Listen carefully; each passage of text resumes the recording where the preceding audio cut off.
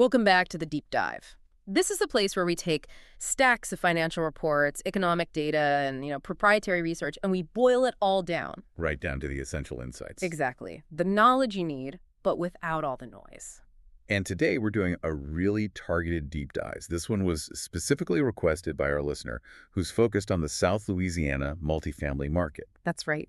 We're going to be leveraging the analysis from the Bridgewater Realty Advisors December 2025 report. So if you're out there trying to get a quick but also thorough grasp of what's driving asset valuations and maybe more importantly the financing conditions in the New Orleans metro area right now, this report is a fantastic lens. It really is. Our mission today is pretty straightforward. We want to unpack the key shifts in monetary policy, trace how they're filtering through this cooling economy, and then connect those big national trends directly to the specific risks and opportunities on the ground. On the ground in markets like St. Tammany Parish. And we are starting this dive with a very clear, I'd say definitive statement from the report. Okay. The central theme here is that we are moving out of what has been, probably the most challenging 3-year chapter for this asset class in several decades. Right, a period just defined by rapid rate hikes and these huge expense surges. A perfect storm. And now we're stepping into what the report calls the unmistakable early stages of a recovery phase. That pivot it's profound. But it's not just about one action, is it? The report frames this moment as something much deeper than just, lower interest rates. It's a pivot toward liquidity normalization and economic stability. Okay, let's unpack this. What do we mean by liquidity normalization? Well, when we talk about that, we're really referring to the Federal Reserve deliberately easing that strict credit chokehold that defined monetary policy for most of 2023 and 2024. The period where it felt like capital just vanished. It did. And that shift, that easing, it fundamentally alters the risk profile. It restores visibility for long-term forecasting, and critically, it changes the entire underwriting environment for commercial real estate. Which is so reliant on debt. Completely. So let's start with the central, undeniable driver of this current market mood: the Fed's concrete actions in December. The action that really confirms this change in direction, the thing that provides tangible proof of the pivot, it's the Federal Reserve's decision to deliver another 25 basis point rate cut at its December meeting. Yes. This is such a clear reinforcement that the Fed is done with that aggressive, hawkish stance. It immediately sent ripples through the capital markets. And what's most crucial for anyone listening who's in commercial real estate is the impact on specific borrowing benchmarks. Okay. This easing has pushed Wall Street Prime, which is a key floating rate used by banks for so many business and commercial real estate loans, to its lowest level since October 2022. So the Fed is essentially saying, okay, we're moving on from just strict inflation suppression. And they're prioritizing stability and liquidity. Let's pause on that Wall Street Prime detail. That's often tied to more immediate short-term debt, right? For our listener, why is that specific metric so crucial? How does this cut translate into immediate relief? That's a great question. Wall Street Prime is, the baseline rate that large banks use for their absolute best corporate customers. Right. When we talk about smaller or regional bank lending for multifamily, which is very common in markets like South Louisiana, that debt is often structured as floating rate. So think prime plus a spread, maybe prime plus 100 or 150 basis points. Okay, so it's directly linked. Directly. When the Fed cuts its base rate, that prime rate drops instantly. And that means the debt service payments on all those existing floating rate loans drop right along with it. Providing immediate, measurable cash flow relief. That day. So if you're an operator carrying bridge debt, this cut isn't theoretical, it's palpable. You feel it in your next payment. But the signal here is even bigger than just that single cut. It's the Fed acknowledging that its strict monetary stance was, uniquely punishing to these interest rate sensitive sectors. Absolutely. The implication for investors is now clear and I'd say overwhelmingly positive. As a direct consequence of this shift, the report confidently projects that interest rates will be meaningfully lower by this time next year.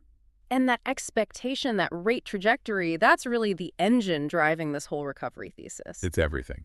That's fantastic news, but let's get really specific about the benefits for, say, a South Louisiana multifamily investor. You mentioned durable cash flow earlier. We can break the benefit down into 3 key areas. Okay. First, lower expected rates translate immediately into compressing debt costs. So for an investor who's looking at refinancing a loan that matures in 2026, the cost of that new debt is now projected to be significantly lower than what they were staring at just 6 months ago. That dramatically eases refinancing risk. It takes a huge weight off the table. The debt service burden is just lighter. And the second benefit, I assume, involves transaction volume, which, I mean, it's been stagnant for years. Precisely. Lower rates help narrow that dreaded bid-ask spread. The gap between what a seller wants and what a buyer can actually pay. Exactly. For 2 years, sellers were benchmarked against those peak 2021 valuations, while buyers were underwriting against, 7% or 8% borrowing costs. The math just didn't work. Right. Lower rates allow buyers to underwrite at higher prices while still hitting their target internal rates of return, their IRR. This convergence is what unlocks transaction velocity. So it gets the market functioning again. For refinances, new acquisitions, all those critical recapitalizations that have just been stuck on the sideline. It does. But we have to heed the report's crucial qualification here. Which is? This favorable environment is especially true only for well-positioned multifamily assets with durable cash flow. Okay, so lower debt costs don't magically fix a problem property. Not at all. It doesn't fix chronic vacancy issues or a weak tenant base. The assets that maintained strong operational performance throughout that high-rate cycle, those are the ones now poised for the greatest returns. Because their fundamentals are solid, and now the debt economics are improving on top of that. That's the winning combination. Which makes the focus on local market fundamentals even more important. Now, while the immediate Fed action is clear, the report correctly highlights the primary source of long-term uncertainty. Yes. And that's where the 10-year Treasury, that benchmark for commercial debt, will ultimately stabilize in 2026 and beyond. This is the $64,000 question. It really is. Because the 10-year Treasury dictates the ultimate fixed cost of debt.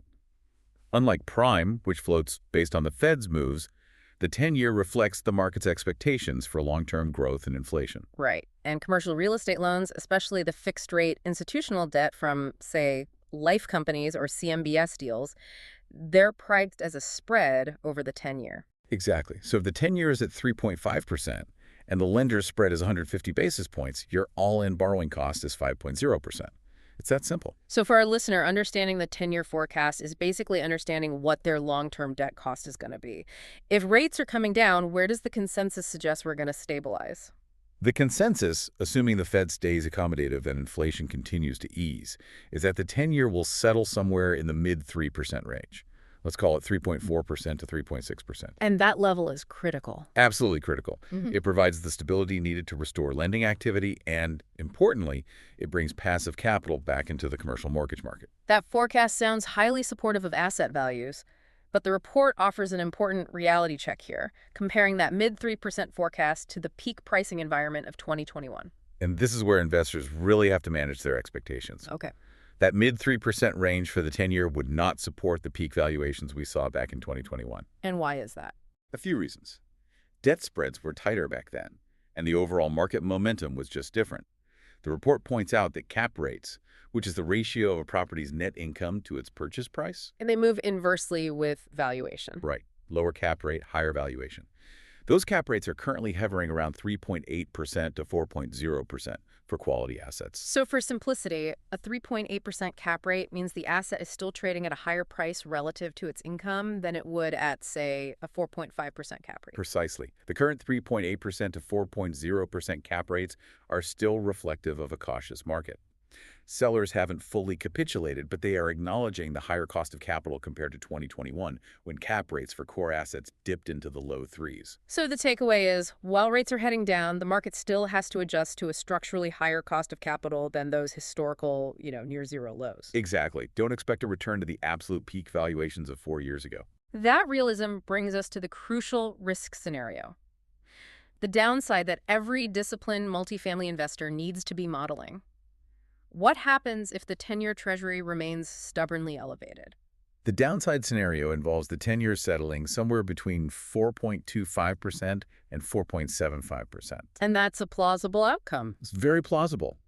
If we see persistent global instability, or if the U.S. government keeps up heavy Treasury issuance to fund deficits, or if inflation just proves stickier than the current data suggests, forcing the Fed to slow down its easing cycle, any of those could keep it high.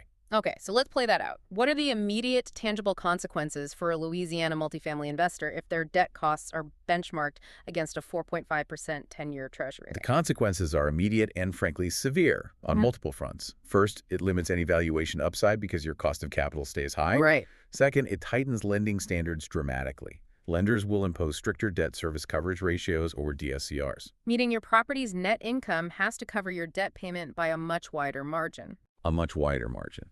And they'll mandate lower loan-to-value ratios, LTVs, forcing investors to inject far more equity into the deal. So if the 10-year stays high, you need more income to get a loan, and you can borrow less money overall. Correct. The report clearly states that this kind of environment limits your ability to lever up. It immediately drives up the total capital expenditure required, and those factors become the real drivers of returns. This analysis introduces a really fascinating institutional wrinkle. The report highlights that this stress, this downside scenario, is actually what creates the advantage for the seasoned, well-capitalized players. That's the critical strategic insight for the listener here. This stress environment acts as a market filter. It gives a massive edge to disciplined buyers who have conservatively underwritten their deals and maintained robust capital reserves. And on the flip side, On the flip side, it creates immense pressure on weaker operators and forced sellers. People who might be operating with highly leveraged debt structures or marginal assets they bought at the peak. so this market correction, though painful, is almost necessary for the long-term health of the cycle. It is. It rewards operational excellence and financial prudence. This raises a really important question then. How exposed are current Louisiana operators to this potential downside? I mean, given the unique local challenge of volatile fixed costs, like insurance, an elevated debt rate could compound that financial pressure immensely. It could put operators in a very dangerous squeeze. It forces investors to rely even more heavily on operational excellence and expense control, which brings us perfectly to the economic signals that are underpinning the Fed's new, softer direction. We established the Fed is pivoting, but their actions are always data dependent. So let's look at the specific data points that gave them the confidence to deliver that December rate cut, starting with the state of the labor market. Okay. The November employment report showed growing weakness. Yes, the weakness was undeniable. The report highlighted that the employment data came in weaker than expected for the second straight month. And what were the numbers? The economy added a pretty sparse 64,000 jobs in November, which is a steep drop from the 105,000 jobs we saw added in October. So we're seeing job growth visibly slowing down. Visibly slowing. And critically, wage gains are also decelerating, ticking down toward the low end of their recent historical range. And the unemployment rate is ticking higher, so this signals that the long-awaited cooling of the labor supply is finally here, which should temper inflation. But the concerning detail, as the report notes, is the concentration of the job losses. That's the key analytical point. The job losses weren't spread evenly across all sectors. Right. They were heavily concentrated in the rate-sensitive parts of the economy: finance, construction, professional services. The industries that feel the pinch of high interest rates first. Exactly. This specific pattern suggests we're moving toward a genuinely cooling economy, rather than the Fed's preferred healthy rebalancing, where job openings just decrease without a lot of layoffs.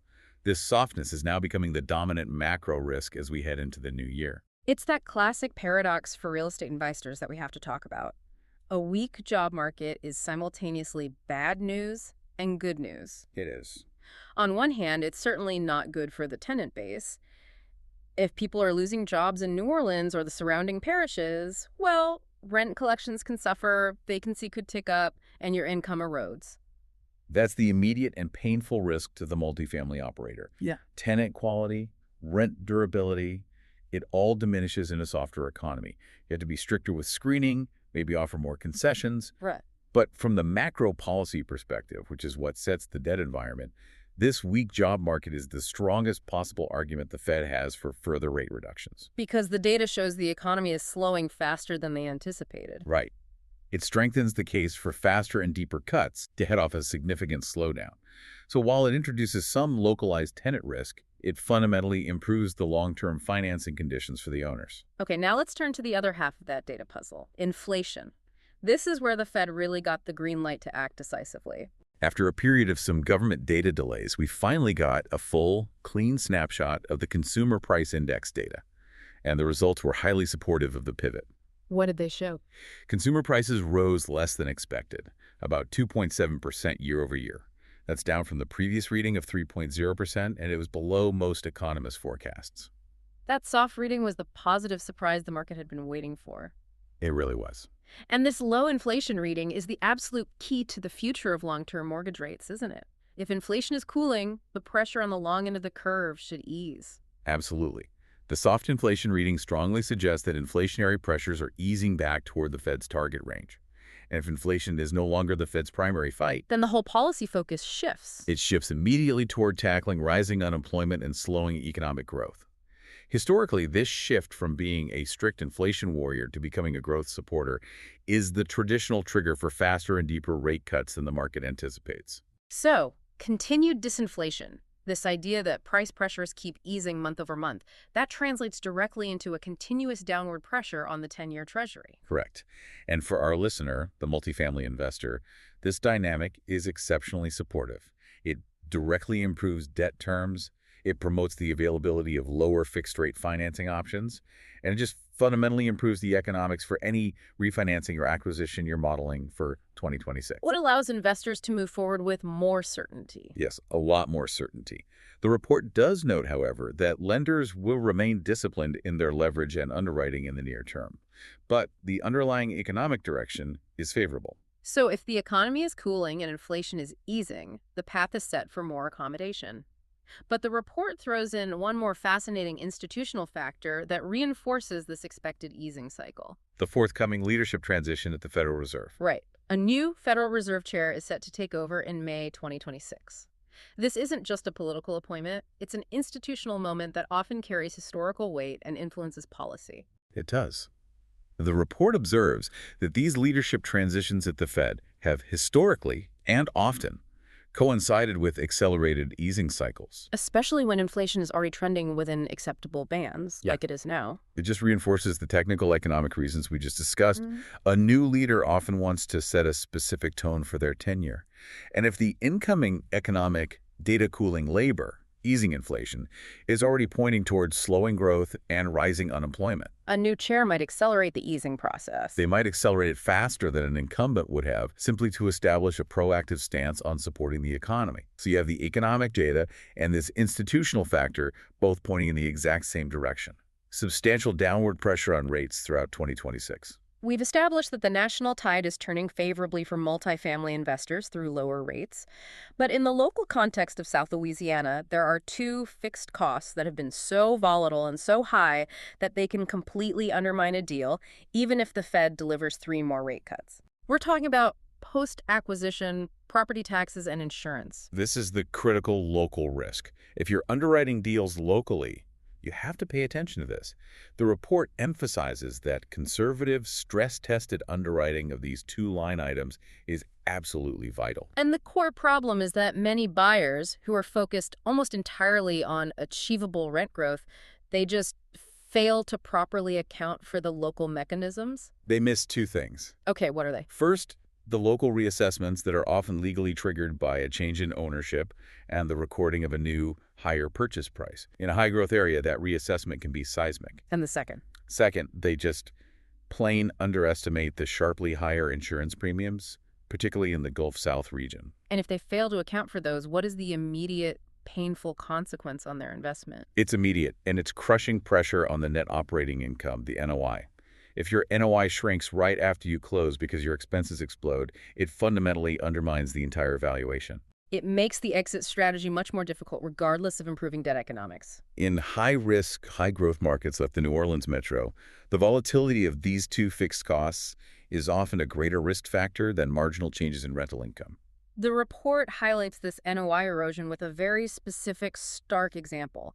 Can you elaborate on the magnitude of the tax jump they observed? The data is. It's shocking. The report documented numerous instances where operational performance was objectively strong. Managers were successful, boosting rents by 5–7%, controlling utility costs. But overall value creation was muted or entirely eliminated because property taxes jumped 1.5x to 2x post-acquisition. Wow. I mean, to put that into perspective, I recall one specific case where an investor bought a $10 million asset. They conservatively underwrote taxes at $150,000 based on the seller's historical costs. 6 months later, They were staring down a bill for $280,000. That magnitude of increase, 1.5 to 2 times higher. That's not a small budgeting error. That's a fundamental miscalculation that can doom a deal from the start. It absolutely is. It could require millions in unforeseen equity or higher debt just to cover it. This analysis really underscores a crucial principle for the Louisiana market. Even robust rent growth, say 5 or 6% a year, has to first offset these significantly higher fixed costs before it can drive any meaningful NOI expansion. Right. If your expense growth rate, which is driven by taxes and insurance, exceeds your revenue growth rate, driven by rent, then the investor is actually moving backward in value. Even in a strong rental market. Even in a strong rental market. So this gives us a highly actionable takeaway for you, the listener. Your due diligence has to prioritize predicting that tax assessment. Absolutely. Due diligence isn't just looking at the physical condition of the property. It's about engaging local tax experts to project, with high confidence, what the tax assessor is going to do after the sale closes and that new, higher purchase price is officially recorded. Failing to do that turns a good investment into a stressed one instantly. Now, let's shift to the second half of that cost equation, insurance. While taxes are typically going up in high-growth areas, the outlook for insurance, while still challenging in Louisiana, may be showing signs of a change. A change that aligns with the overall recovery cycle. Right. And that's the critical piece of hope in this expense puzzle. Insurance costs surged dramatically. Some assets saw 50% to 100% increases in annual premiums over the last 3 years across the Gulf South. Driven by catastrophic weather events and global reinsurance markets tightening up. Exactly.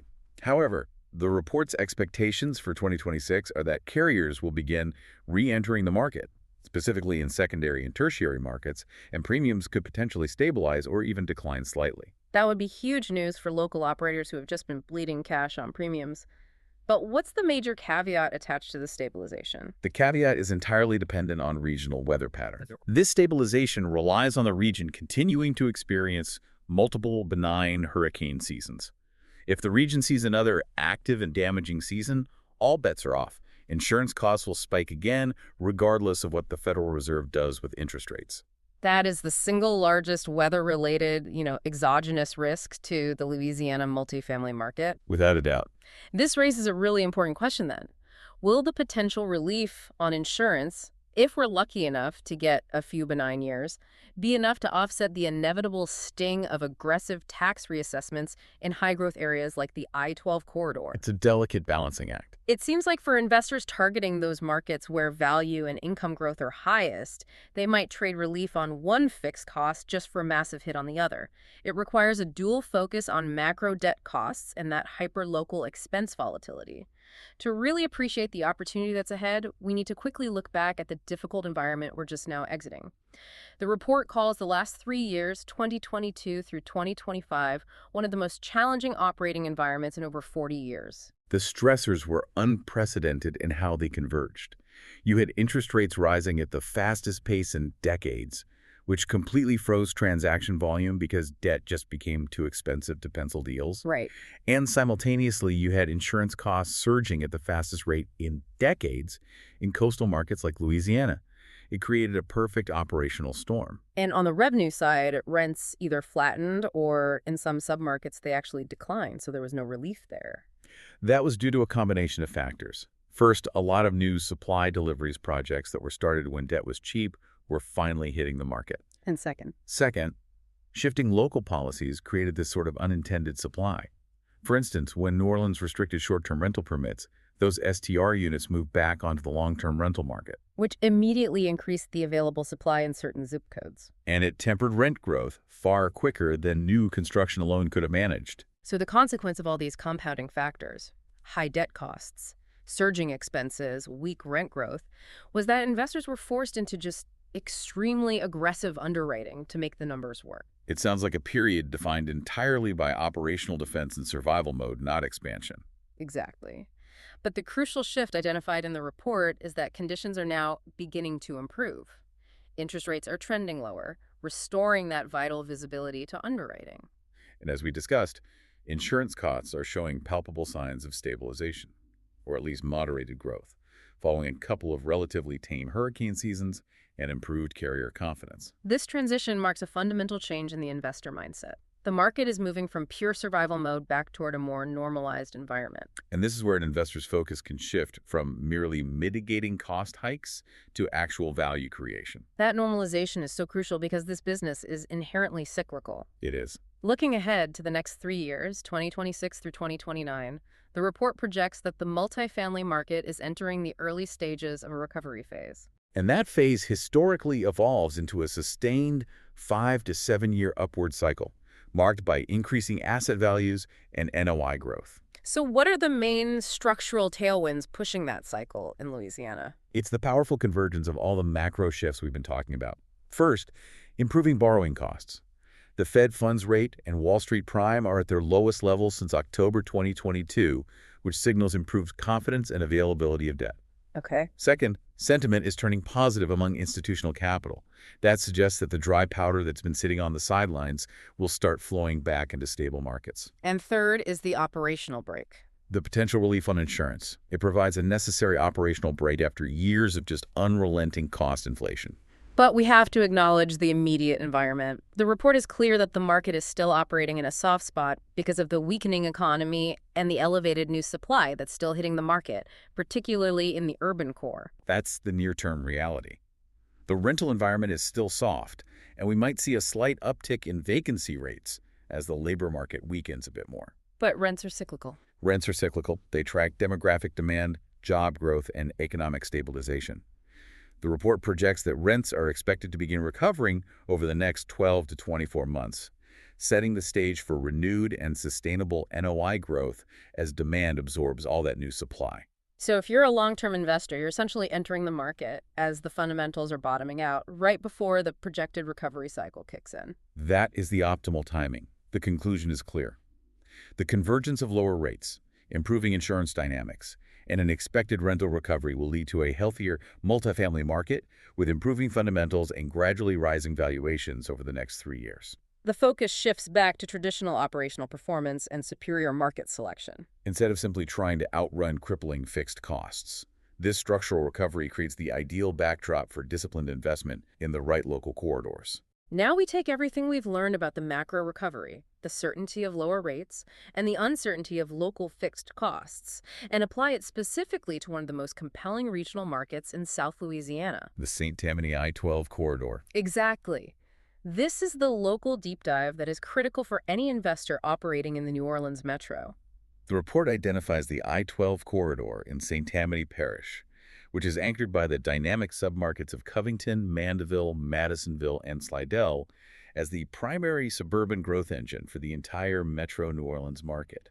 And this area possesses critical attributes that make it highly resilient during market volatility and extremely lucrative during a recovery. It really does. So what makes St. Tammany stand out so clearly from other parishes in the metro area? It comes down to demographics and scalability. St. Tammany consistently boasts the highest household incomes in Louisiana. Which indicates an affluent, durable renter base. Exactly. Yeah. It consistently demonstrates strong population growth. It has expanding infrastructure. And crucially for developers and investors who need to plan long-term, it has abundant developable land.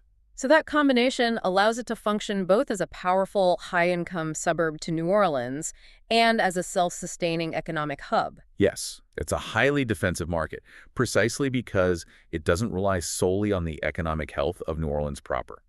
What do the local multifamily fundamentals tell us about this strength?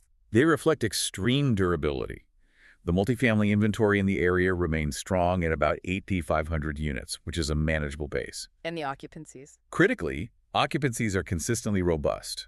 They remain in that tight, healthy 94% to 96% range across various asset classes. This indicates extremely durable demand. Which is exactly the durable cash flow that the report says will benefit most from lower debt rates. That's the link. That 94% to 96% occupancy is phenomenal, especially given that some urban submarkets have struggled with new supply. What about the rent profile in St. Tammany? Rents there show a remarkable capacity to support diverse segments. They range from approximately $1,100 on the lower end for workforce housing to nearly $2,600 for the newest, most luxurious Class A product. That's a wide spread. It is. The average Class A rent is projected to be around $1,800 to $2,000, which is significantly higher than in neighboring areas. And the continued strength in occupancy, despite this high rent spread, suggests demand is strong across the board.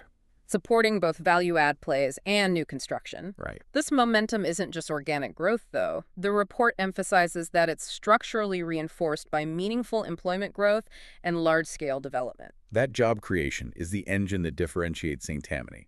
The momentum is driven by specific sectors bringing hundreds of new above-average wage jobs to the area. And what kinds of jobs are we talking about? We're talking about corporate expansions, significant industrial and logistics facilities setting up along the I-12, construction technology firms, and advanced manufacturing operations. So these are high-quality, stable jobs that anchor a high-quality renter base. We're not talking about service-level employment here. We're talking about long-term, white-collar, and skilled trade positions. And this employment influx is being supported by corresponding development, making St. Tammany an increasingly independent ecosystem. Precisely. This high-quality job creation is complemented by continued commercial, healthcare, and mixed-use developments all along that I-12 corridor. Think medical centers, new retail hubs. This anchors local employment and further reduces the reliance on that daily, grueling commute across Lake Pontchartrain into New Orleans. Which, for an investor, the stability and independence of that local employment base in St. Tammany acts as a massive hedge against regional economic shocks or even regulatory instability that might hit the urban core. So what does this all mean? We've covered the Fed pivot, the cooling economy, the risk of fixed costs, and the structural recovery cycle. How does St. Tammany fit into the big picture for the listener who wants to deploy capital now? It's the perfect convergence point. The combination of high incomes, expanding job opportunities, modern housing stock, and scalable land positions the I-12 corridor as one of the most compelling long-term multifamily and investment growth stories in the region. It provides the stability and income durability required to absorb potential tax reassessments, while perfectly capitalizing on the improving debt economics. So for the listener focused on Louisiana, it means that while the national macro shifts, the lower interest rates, the liquidity normalization, while those create favorable wins, Right.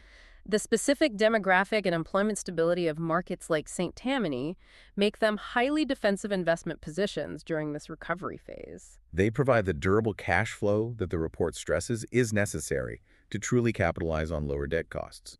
In essence, St. Tammany is positioned to get the maximum benefit from the macro tailwinds while being better protected against the lingering economic softness and regional expense volatility.